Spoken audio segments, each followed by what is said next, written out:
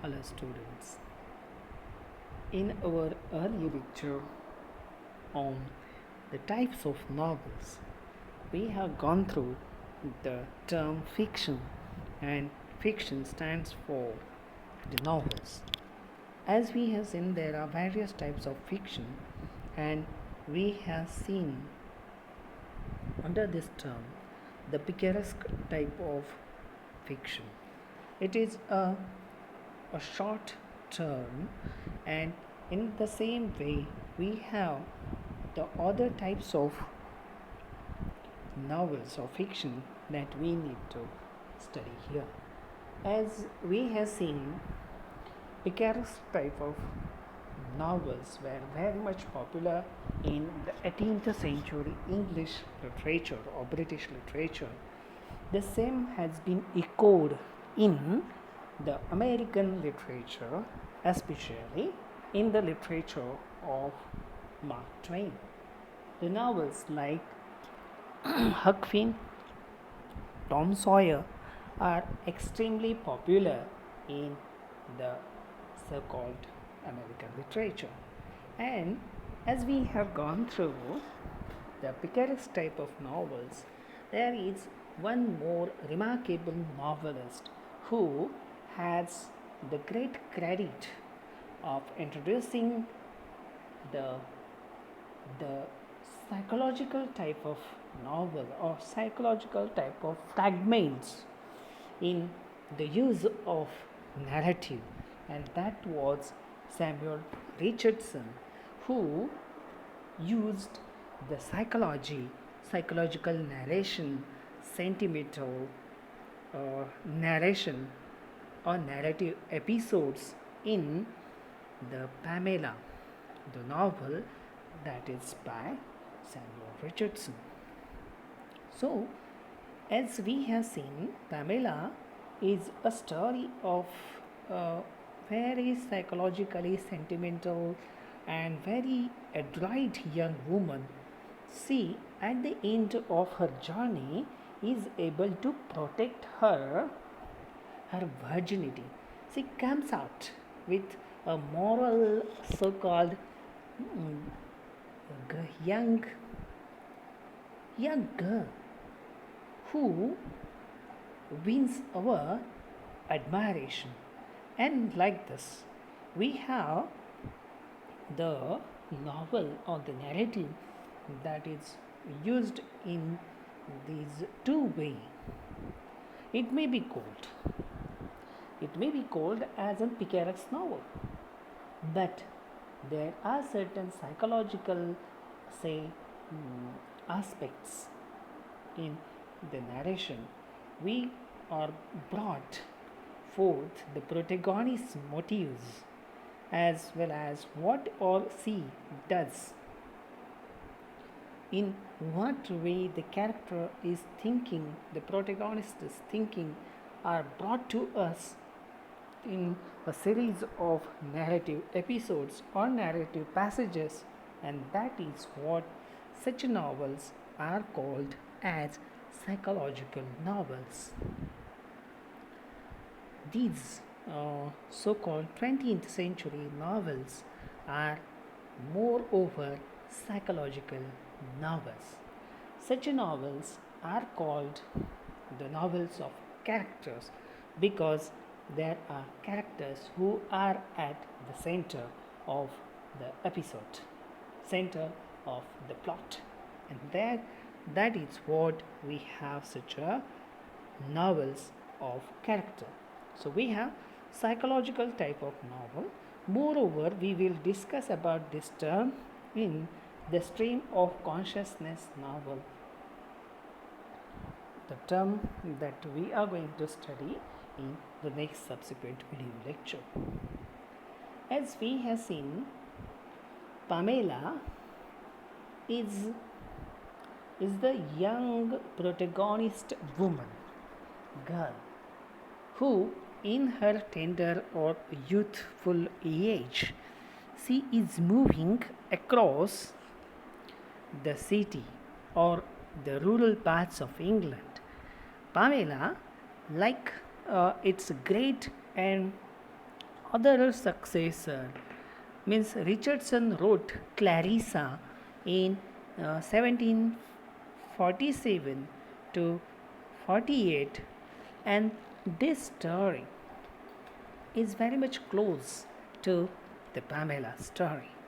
But moreover, these novels, we feel that the the names of very much heroines are given to the title of the novel. If if we have such novels that are named after the major protagonist of the novel, such novels are called as epistolary novels. And like this, we have these alternative devices that we see are expressed, narrated with a single character, and this single character is revived.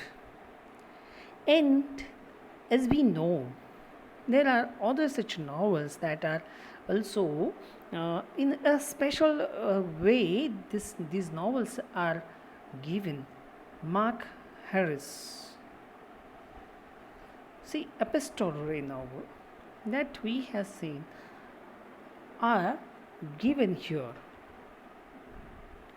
and in such novels, the narrative technique that is used is in the give and take of letters.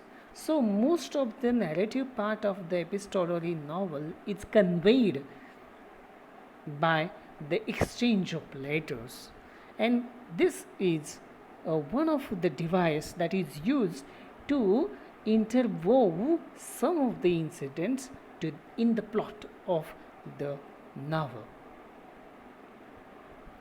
In Mark Harris's hilarious novel Wake Up Stupid, Alice Walker, she has written The Color Purple.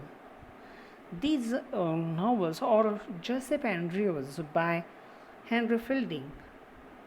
These novels are epistolary novels, or Pamela or Clarissa by Richardson are epistolary novels. As we have seen, we had to move on, and then we had to study the next type of novel that you will see in the bold faced letter here in front of you.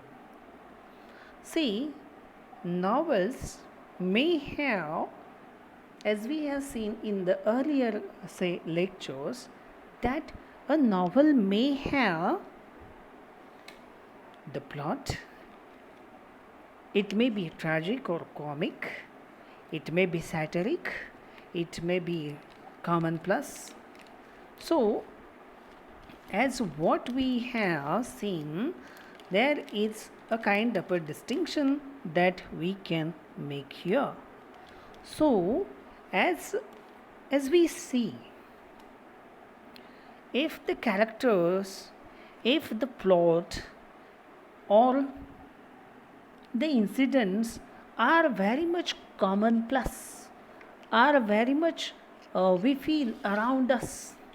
जेव्हा कादंबरीमधील घटना, characters, पात्र किंवा ज्या काही घडामोडी घडता आहेत त्या जर आपल्याला असं वाटत असेल का आपल्या आजूबाजूला घडत आहेत, आपल्या ओळखीच्या वाटतात, त्या रिॲलिस्टिक असतात, त्या वास्तवदर्शी असतात, म्हणून त्या आपल्याशा त्या ठिकाणी आपल्याला वाटत असतात. त्यासोबत आपल्याला हे समजतं आहे का कथेचा जो भाग आहे हा सुद्धा आपल्याला जवळचा वाटतो. कॉमनप्लेस प्रॉब्लेम्स आपल्याला वाटतात, ज्या फॅमिलीला ज्या समस्या पेडसाव्या लागतात, ज्या आपल्याही आहेत, तुमच्या माझ्या जिंदगीतल्या आहेत, आयुष्यातील आहेत, ह्या सर्व प्रॉब्लेम्स ह्या आपल्याला त्यांच्याकडे त्या कादंबरीमध्ये वाचायला मिळतात. अशा वेळेस आपण समजून घ्यावं का ती कादंबरी ही खूप वास्तवदर्शी आहे आणि ती जीवनाचं जसंच्या तसं चित्रण आपल्यासमोर उभं करतात.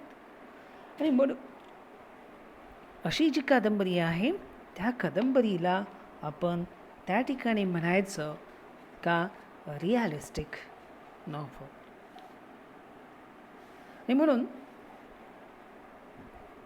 रिअलिस्टिक जे आहे ते वास्तवदर्शी चित्रण, इफेक्ट जो असतो तो वास्तवदर्शी पाहायला मिळतो. There are so many ways to represent the complex characters with mixed motives, with deeply rooted social class. What are the operating factors in the social structure, and these are brought with many other characters and these modes of experiences that we see.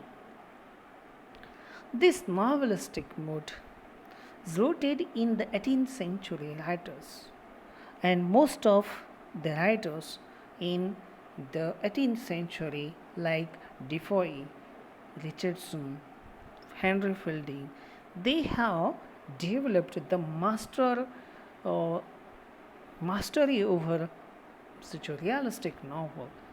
And later on we have seen in the 19th century Jane Austen, George Eliot, Anthony Trollope, William Dean Howells, Henry James, Turgenev, and Leo Tolstoy in Russia. They are very much down to earth. They are very much realistic in their portrayal of the characters. At the same time, if we go into some other examples like Stendhal, George Sand, Balzac, Flaubert, they were very much realistic writers in France, in French literature. And if we go as if in the writings of Jane Austen, we have Edith Wharton, John Merchant. A realistic novel focuses on the customs, ways of thinking, and the valuing of the upper social class. So like this, we have the realistic portrayal of the characters, plot, and these novels are called as realistic novels. Then the another type of novel that is going to be studied, you just need to think about, that is the novel of manners, or it may be romance novel. See, in the earlier term, that is realistic novel, there is realism, but opposed to, एकदम विरुद्ध अर्थाने जर विचार केला तर काल्पनिक कथा, काल्पनिक जर आपण एखादं त्या ठिकाणी आपण पोर्ट्रेयल पाहिलं असेल, एखादी नॉव्हल पाहिली असेल, तर ती इमॅजिनेटिव्ह असेल, रोमॅन्टिक असेल, विजनरी असेल, स्वप्नासारखी असेल. So it is very much posed in the opposite side of the realistic novel. So the prose romances has its occurrence in the chivalric romance in the Middle Ages. The Gothic novel of the late 18th century, it definitely deploys the characters who are sharply discriminated as heroes of villain, masters, and victims. Its protagonist is often solitary, relatively isolated from the social context. Such a novel tends to be about the historical past, and atmosphere is such one to suspend the reader's expectations. We cannot get what is going to happen next. We are in limbo, we are in oscillating, we are waiting, our curiosity is aroused that what is going to happen in near future in the plot. So the reader's expectations are based on the everyday experience. The plot of such a romances are definitely dealing with the adventures of the hero. It is non-realistic. It is moreover often melodramatic.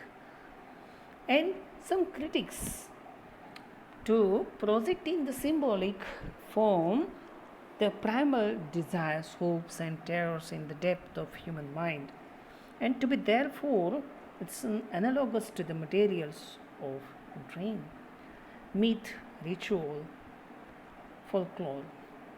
Examples of prose romance novels are Walter Scott's Rob Roy, Alexander Dumas's Three Musketeers, Emily Bronte's Wuthering Heights.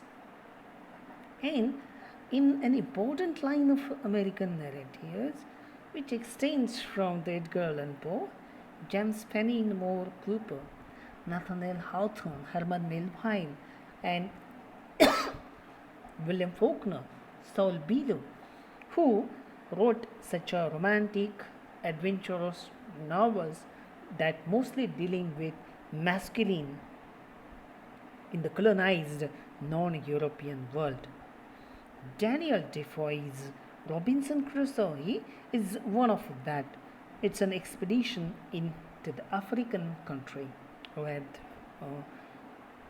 Robinson Crusoe tries to establish the civilization and brings as an epitome of the torch bearer of civilization, tries to educate Friday, another black character. So likewise, we have such examples that we see in Robert Louis Stevenson's Treasure Island, Rudyard Kipling's Kim, which is set in India. So we have this type of so-called novel that we often see as the novel of prose romance. Then you see in the boldface letters Bildungsroman or Erziehungsroman, both of them, both of these terms are German terms. They signify the novel of formation or the novel of education. This is one of the type of novel. कादंबरीचा बिल्डंग्सरोमन हा एक प्रकार आपल्याला पाहायला मिळतो. The subject of these novels is the development of the protagonist's mind and character in the passage from the childhood to the youth to the manhood through various experiences and spiritual crises into a maturity. This process involves recognition of one's own identity and role in the world. This type of mode began in Germany. As we have seen, Bildungsroman, this novel is a novel of formation.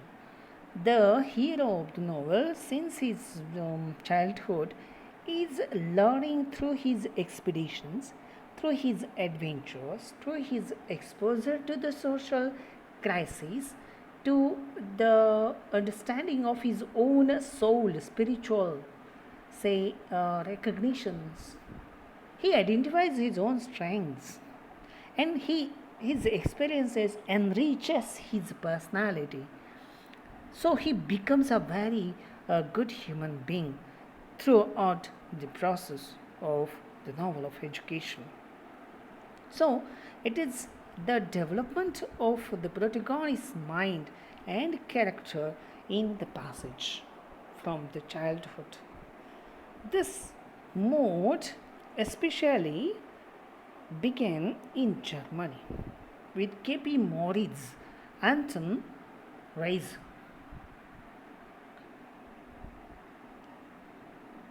Goethe, who has written an autobiographical Wilhelm Meister's apprenticeship. At the same time, we have Charlotte Bronte's Jane Eyre. It's also an autobiographical novel on her own self. So Jane Eyre representing Charlotte Bronte in to some extent, and how Jane Eyre gets mature. At the same time, there is another autobiographical novel by George Eliot, The Meal on the Floss,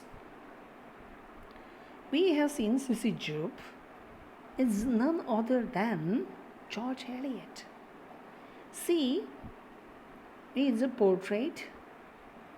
She is beloved daughter of her father.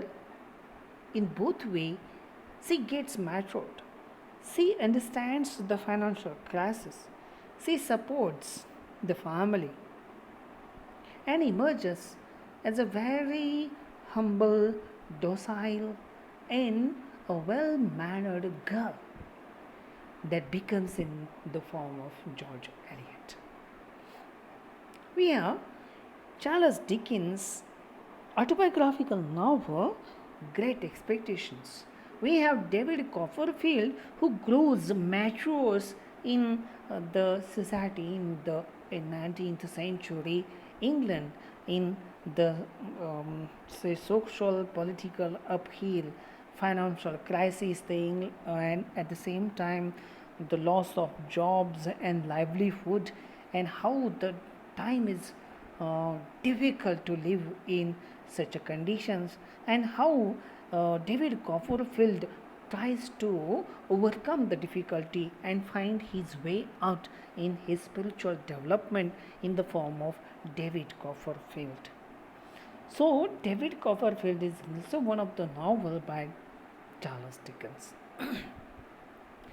Somerset Maugham's of Human Bondage. It's a very fantastic novel. It's very good novel by Somerset Maugham. It's another French writer who has written about the human bondage. He believed that there are every say art and skill, every experience of life in the lives of the common man that makes him rich, competent, and able to face every kind of crux. We have seen Somerset Maugham's of Human Bondage as one of the finest example of Bildungsroman. Magic Mountain by Thomas Mann. We have this type of novel. So there is a growth, spiritual growth of the character. There is another subsidiary Roman. You will see here, you will find here, see, Roman is a development into an artist. Means, as we have seen Charles Dickens, David Copperfield.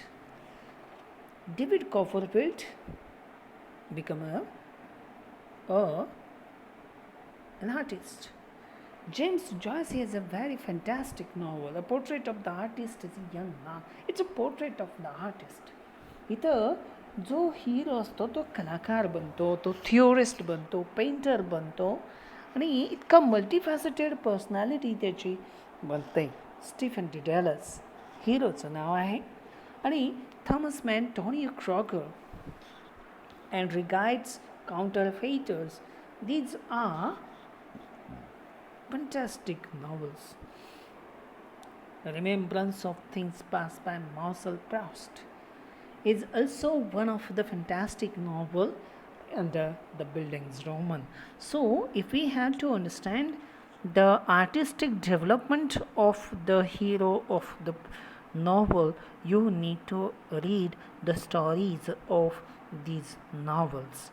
So your explanation, your understanding of the term is will become much more broader, and you will understand the growing up and to bringing the skills in the say in the personality of the protagonist.